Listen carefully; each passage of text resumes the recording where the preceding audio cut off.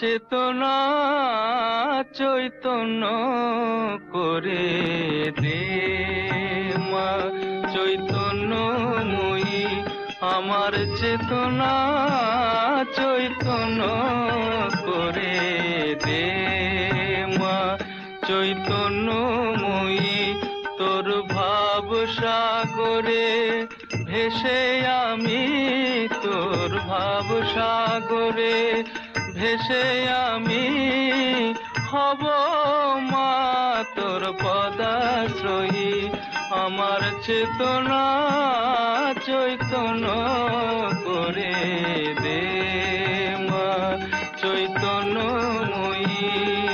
আজ কালীকথায় দক্ষিণেশ্বর, হুগলি নদীর পূর্ব পারে এই আন্তর্জাতিক তীর্থক্ষেত্রকে ঘিরে আজ ইতিহাস, বর্তমান এবং ভবিষ্যৎ হাত ধরাধরি করে আছে। হাত ধরাধরি করে আছেন স্বয়ং মা ভবতারিণী, ঠাকুর রামকৃষ্ণ, মা শারদা এবং স্বামী বিবেকানন্দ। একসময় এই পুণ্যভূমি থেকে যে আধ্যাত্ম বার্তা উচ্চারিত হয়েছিল তা আজও গোটা বিশ্বে প্রাসঙ্গিক এবং আশীর্বাণী ও শান্তি বহন করে নিয়ে চলেছে। দক্ষিণেশ্বরের ভবতারিণী মন্দির, তপভূমি ভারতের দ্যুতিময় কোহিনূর। এই মন্দিরের ইতিহাস শুধু বইয়ের পাতায় লিপিবদ্ধ শব্দ বা অক্ষরমালা নয়, দক্ষিণেশ্বরের কাহিনী আজও যেন চলমান চিত্রনাট্য।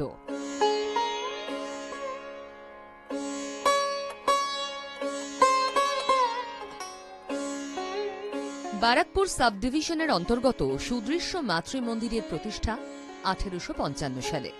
প্রতিষ্ঠাতা জানবাজারের রানী রাসমণি।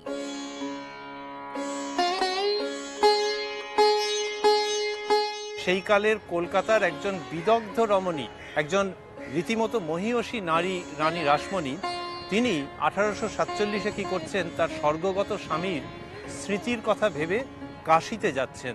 মনের উদ্দেশ্য যে অন্নপূর্ণা এবং মহাদেব তাদের কাছে পুজো নিবেদন করবেন। 100টা ছোট বড় নৌকো নিয়ে জানবাজারের রানী রাসমণি কাশীর উদ্দেশ্যে রওনা হচ্ছেন, কিন্তু মাঝপথে একটা স্বপ্ন দেখলেন এবং নৌকো যেন থেমে গেল।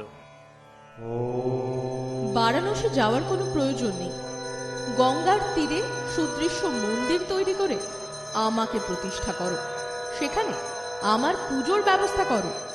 এই রূপেই আমার প্রচার হবে এবং ওখানে আমি পুজো গ্রহণ করব। এই স্বপ্নের মধ্যেই অঙ্কুরিত হয় ভবিষ্যতের দক্ষিণেশ্বর মন্দির। তীর্থযাত্রা বাতিল করেন রাসমণি। মন্দিরের জন্য তড়িঘড়ি জমির খোঁজ শুরু হয়। শাস্ত্রের বচন, গঙ্গার পশ্চিমকূল বারাণসী সমতুল। কিন্তু পশ্চিম পাড়ে জমি না পেয়ে গঙ্গার পূর্ব পাড়ে আসেন রানী। পূর্বকূলে মন্দির স্থাপন খুব একটা শাস্ত্রে অনুমোদিত নয়, কিন্তু রানীমা দেখলেন পূর্ব দিকের যে জমি, এইটা মন্দির প্রতিষ্ঠার পক্ষে খুব অনুকূল, আর তাছাড়া জমি পাওয়াও যাচ্ছে না। এইখানে নেমে তিনি স্থির করলেন যে এখানে মন্দির প্রতিষ্ঠা হবে। রাসমণি যখন হন্যে হয়ে জমি খুঁজছেন তখন 1847 সাল।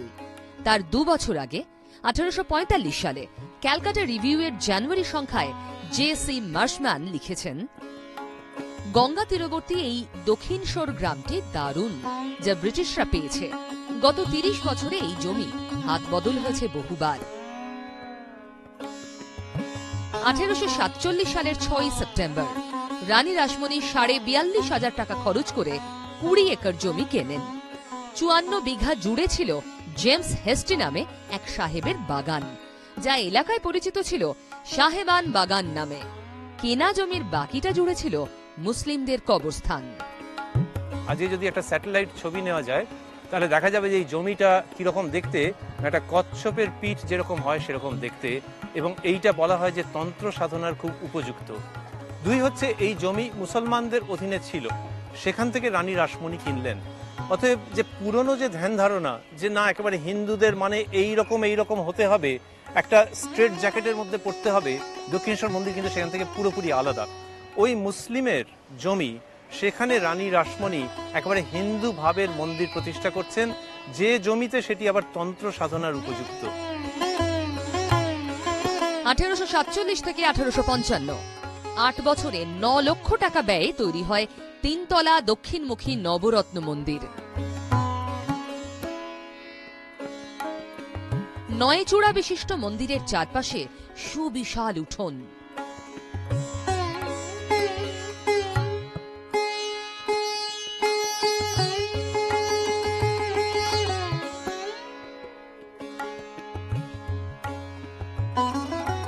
গর্ভ মন্দিরে প্রবেশ করলেই মায়ের কাছে ব্যাকুল হয়ে ওঠে সন্তানের আরতি। কোষ্ঠী পাথরের সিংহাসনের উপর 108 রূপোর পদ্ম, তার উপরে সুসজ্জিতা এই ভুবন মোহিনী মা ভবতারিণী। কথামৃতে এই মা ভবতারিণীর রূপের দারুণ ব্যাখ্যা দেওয়া রয়েছে। শ্রী পাদপদ্মে নূপুর, গুজরি পঞ্চম, পাঁজেব, চুটকি আর জবা বিল্লপত্র। পাঁজেব পশ্চিমের মেয়েরা পরে, পরমহংসদেবের ভারী সাধ, তাই মথুরবাবু পরাইয়াছেন। মার হাতে সোনার বাউটি, তাবিজ ইত্যাদি।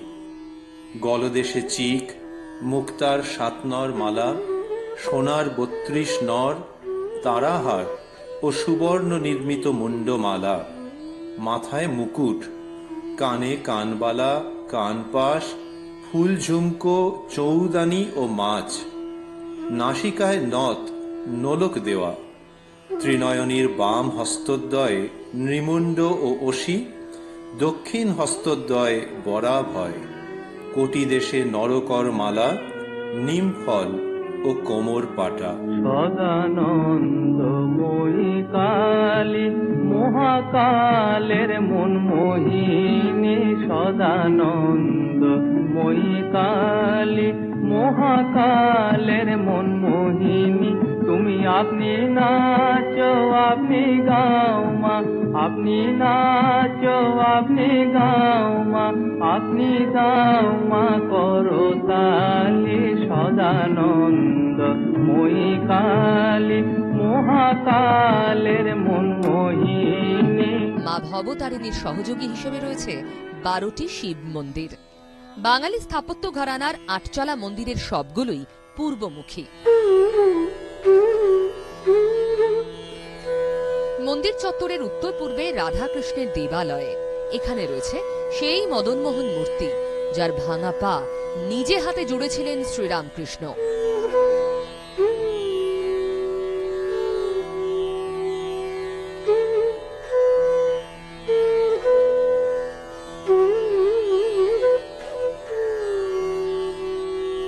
মাহিষ্য সম্প্রদায়ের রানী রাসমণি জাতিতে কৈবর্ত ছিলেন। 1855 সালের 31শে মে ভবতারিণী বিগ্রহ প্রতিষ্ঠার পর সব সম্প্রদায়ের জন্য দরজা খুলে দেওয়া হয়। প্রধান পুরোহিত নিযুক্ত হন শ্রীরামকৃষ্ণের দাদা রামকুমার চট্টোপাধ্যায়। এখানে আরেকটা অফবিট ঘটনার আমরা মুখোমুখি হচ্ছি, সেটি হচ্ছে এই যে মা ভবতারিণীর যে মন্দির প্রতিষ্ঠা হচ্ছে সেটা হলো স্নান যাত্রার দিন, জগন্নাথ দেবের স্নান যাত্রার দিন, যেটা আফটার অল একটা বৈষ্ণব ধর্মের মানুষের খুব বড় অনুষ্ঠান। শাক্ত মন্দির প্রতিষ্ঠিত হচ্ছে কিন্তু সেটা স্নান যাত্রার দিন। কেন?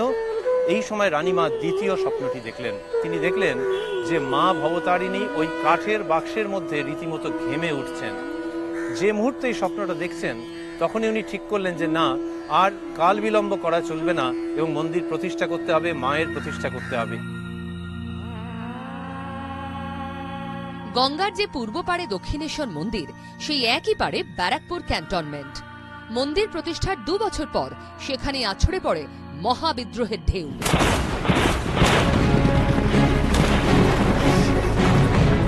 কলকাতা তখন রাজধানী, লন্ডনের পরে ব্রিটিশ সাম্রাজ্যের দ্বিতীয় বৃহত্তম শহর।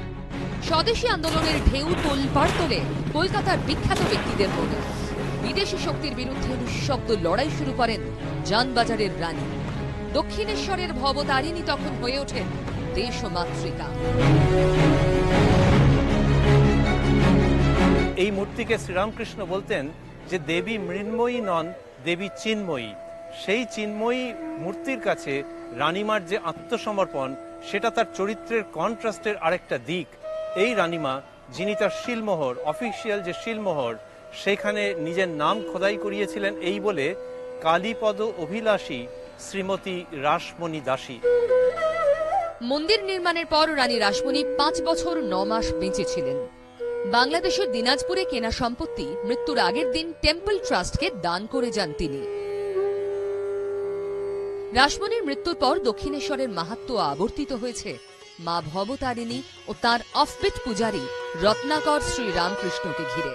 রামকৃষ্ণ শরণম রামকৃষ্ণ শরণম রামকৃষ্ণ শরণম শরণ্যে। দাদা রামকুমারের মৃত্যুর পর রামকৃষ্ণ যখন প্রধান পুরোহিত পদে নিযুক্ত হন তখন তার বয়স 19। কৃপা হি কেবলম কৃপা হি কেবলম কৃপা হি কেবলম শরণ্যে। ঠাকুরের মাসিক বেতন 5 টাকা। শেষ শিব মন্দিরের উত্তর পশ্চিম কোণের এই ঘরে ঠাকুর তাঁর জীবনের গুরুত্বপূর্ণ সময় কাটিয়েছেন। রামকৃষ্ণ শরণম রামকৃষ্ণ শরণম রামকৃষ্ণ শরণম শরণ্যে। শ্রীরামকৃষ্ণের অতি প্রিয় সঙ্গীত ছিল ডুব ডুব ডুব রূপসাগরে আমার মন। তিনি এই ভবতারিণীর রূপে ডুব দিয়েছিলেন এবং তুলে এনেছিলেন সাধনলব্ধ মণি মাণিক্য। এখানে তিনি মৃন্ময়ী প্রতিমাতে চিন্ময়ী করে তুলেছিলেন। তিনি নাকে তুলো দিয়ে প্রতিমার নাকে তুলো দিয়ে দেখেছিলেন যে নিঃশ্বাস পড়ছে তার। এই যে দেবতা আর মানুষ একটা জায়গায় এসে মিলে গেল, এই যে মিলিত স্থানটি, এটি কিন্তু এই দক্ষিণেশ্বরের মন্দির। ডুব ডুব ডুব ডুব সাগরে আমার মন, ডুব ডুব ডুব ডুব সাগরে আমার মন। তলাতল পাতাল খুঁজলে পাবি রে প্রেম রত্ন ধন। তলাতল পাতাল খুঁজলে পাবি রে প্রেম রত্ন ধন। ডুব ডুব ডুব ডুব সাগরে আমার মন, ডুব ডুব ডুব ডুব সাগরে আমার মন।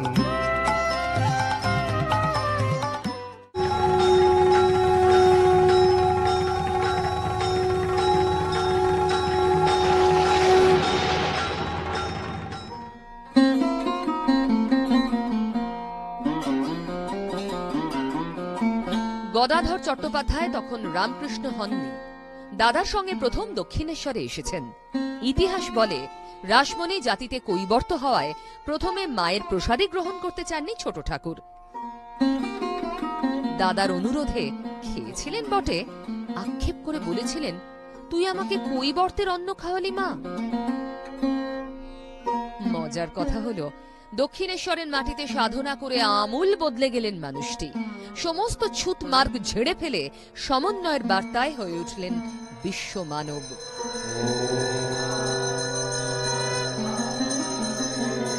যত মত তত পথ, এখানে বসেই কিন্তু তিনি কি বলেছিলেন আরো সুন্দর করে তিনি উপমা দিচ্ছেন। দেখো, প্রত্যেককেই সূর্যের সঙ্গে ঘড়িটি একবার মিলিয়ে নিতে হয়। প্রত্যেকেই এক পথে চলছে, কিন্তু প্রয়োজন হলো নিজেকে একবার যাচাই করে নেওয়া। তো সেই সূর্য সদৃশ্য যে মূর্তি ছিল তার সম্মুখে তিনি হলেন মা ভবতারিণী।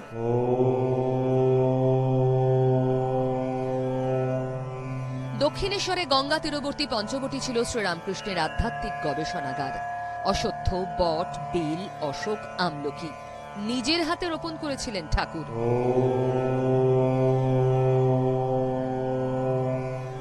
মাটি আনা হয়েছিল বৃন্দাবনের শ্যামকুণ্ড ও রাধাকুণ্ড থেকে। পঞ্চমুণ্ডির আসনে 12 বছর সাধনা করেছিলেন শ্রীরামকৃষ্ণ।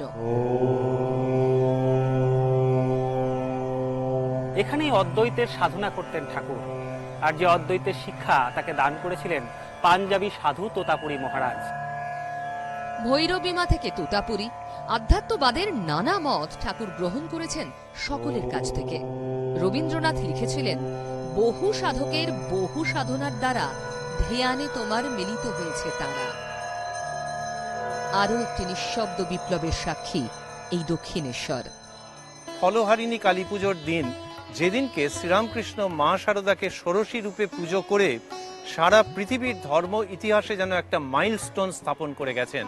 আর এই মা শারদা একদিন যখন শ্রীরামকৃষ্ণের পা ম্যাসাজ করে দিচ্ছিলেন অল্প অল্প এবং জিজ্ঞেস করেছিলেন যে আমি তোমার কে, তখন শ্রীরামকৃষ্ণ বললেন, যে মা মন্দিরে, যে মা এই শরীরের জন্ম দিয়েছেন আর এখন যিনি পদসেবা করছেন তাদেরকে এক বলে দেখতে পাই, তোমাকে সাক্ষাৎ আনন্দময়ীর রূপ বলে দেখতে পাই। এই সব মিলে ছবিটা যেন চিত্রে পুষ্পে পল্লবে সুশোভিত হয়ে উঠছে। আমরা একটা নতুন সেলিব্রেশনের সম্মুখীন হচ্ছি।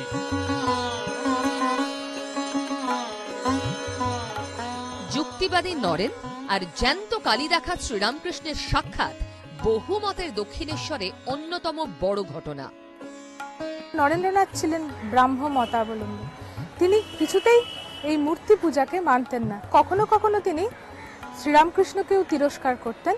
যখন শ্রীরামকৃষ্ণ বলতেন যে মা আমাকে এমন বলেছেন, মা আমাকে অমন বলেছেন, মা আমাকে এটা বলেছেন, মা আমাকে সেটা বলেছেন, তখন স্বামী বিবেকানন্দ স্পষ্টভাবে বলতেন যে না, ওগুলো আপনার মাথার খেয়াল। তিনি বলেছিলেন যে এই দেখ, নরেন এখন তোর কথা মানছে না, কিন্তু কোনোদিনও না কোনোদিন সে মানবে তোর কথা। হয়েছিল তাই। প্রিয় শিষ্যকে নিজের কনফিডেন্সে নিয়ে এসেছিলেন তাঁর গুরু। প্রবল অর্থকষ্টের মধ্যেও ভবতারিণীর সামনে দাঁড়িয়ে অর্থ সচ্ছলতা চাইতে পারেননি সিমলা স্ট্রিটের নরেন।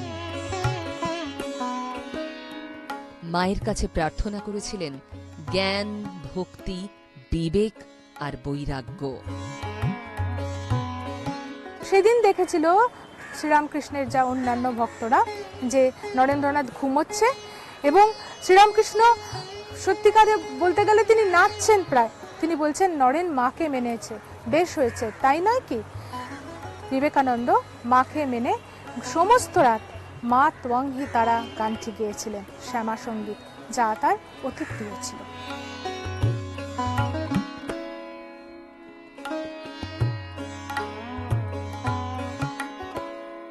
লৌকিক অলৌকিক টানাপোড়েনের মাঝে স্বমহিমায় উজ্জ্বল দক্ষিণেশ্বরের ভবতারিণী। জীবনের 3 দশক সময় এখানে কাটিয়েছেন শ্রীরামকৃষ্ণ। ঠাকুরের কারণেই মন্দিরের আজ এত খ্যাতি। কেশব সেন, শিবনাথ শাস্ত্রী, গিরিশ ঘোষের মতো স্টলওয়ার্টরা এসেছেন। কালো মেয়ের পায়ের তলায় আলোর নাচন দেখিয়ে ছেড়েছেন অফবিট ঠাকুর। এ হলো প্রাণের তীর্থ, নিছক পুণ্যের টানে নয়। অনেকটা মা আর সন্তানের সখ্য যেমন হয় ঠিক তেমন। লাখো লাখো মানুষ যুগ যুগ ধরে যেন মায়ের কাছেই দেখা করতে আসছেন। আমার মা ত্বং হি তারা, আমার মা ত্বং হি তারা, তুমি ত্রিগুণ ধারা পরাৎ পরা, তুমি ত্রিগুণ ধারা পরাৎ পরা, আমার মা ত্বং হি তারা, আমার মা